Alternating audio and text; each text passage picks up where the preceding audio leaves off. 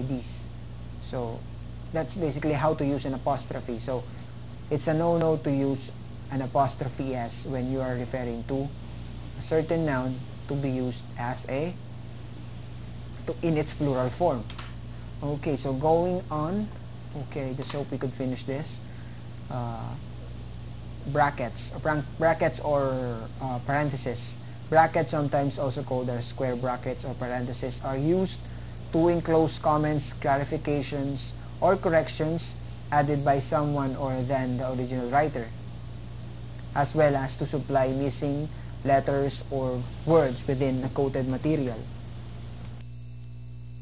Yes, for example, you would usually, if you would read books and then the author quotes another author's writing, whenever you would see their enclosed letter within the parentheses, it would see the.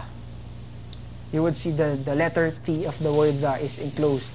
That means that when the author of that book took that sentence from another author, the letter H, the letter T was missing. So there's a typographical error on the original text that when he transferred it in his writing, he has to place in letter T, of course, making a letter, using it in a parenthesis just to connote that that letter is missing from the original text. So it has several forms, of course, several use, of course, to enclose comments, clarifications, and other things it could be enclosed in. Okay. Next one will be colon. A colon are commonly used to introduce information in a sentence. When a colon introduces an independent clause, the first letter in the clause can either be capitalized or not. Okay, so a good example of using a colon would be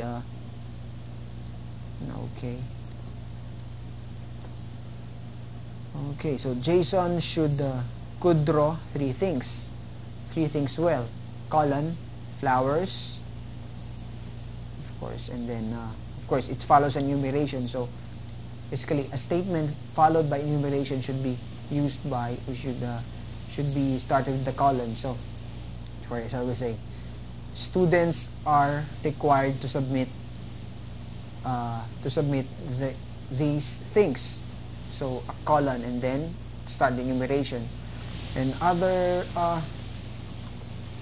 uses when in definitions, for example, if you would like to define a thing, for example, shall we say define technical writing. So we'd write the word to be defined, technical writing, then colon, and then type in the definition. So that's another use of a colon. And going back, the next one would be, let's just quick browse through this. Anyways, this is just a review. Okay, semicolon. Semicolon are placed between two independent clauses when they aren't separated by a conjunction such as and or but. For example, I prefer the presentation by Dion's dad. He is a clarinetist. Okay, so it's somehow two independent clauses. Instead of putting but or and, you could use the semicolon.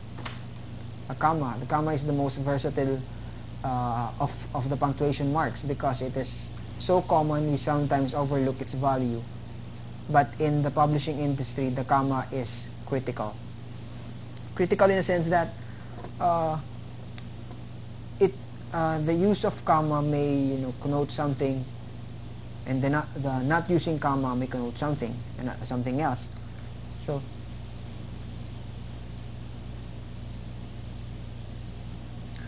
okay, comma has many different choices. So one of its uses is to separate an enumeration, to separate a different usually an enumeration of thoughts, enumeration of things. Usually the comma is used into it. Sometimes if you have to write a long sentence wherein it's not in a form of a fragment, the comma is used. Okay, there you go. Okay, the dash. Okay, just pay a little attention to the dash, because we have another one, an hyphen. So somehow to distinguish a dash from a hyphen, you know, sometimes usually a dash is referred to as an M dash, EM dash, because the dash is usually as long, or should we say it's the same, is with the same length of the character letter M. So it's sometimes called the M dash.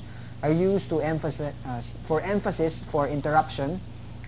They can be used on their own or in pairs. To offset a word or phrase, dashes are sometimes used in list or definitions, but that is a style guide issue. A colon should be used instead. So there you go. If you for definitions, dashes can be sometimes used, but of course it is preferred to use the colon instead of the dash when, you know, we're talking about definitions. Of course, dashes, you could see if you were trying to emphasize a certain term, you would put 2 dashes at the beginning, at the end of such a word. So that's one use of a dash. Okay, an ellipsis. An ellipsis is usually, you would see ellipsis at the end of a sentence, or shall we say, for example, you would see here, indicates a missing material or an incomplete thought. It can also denote hesitation and uncertainty.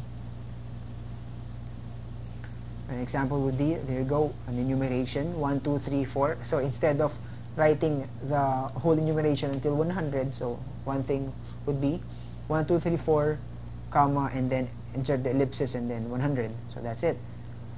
Another example is, she went to blank, she went to school. So if the author is uncertain of what school he went in, perhaps he went to med school, he went to law school, he went to secondary school. So that's another use of ellipsis.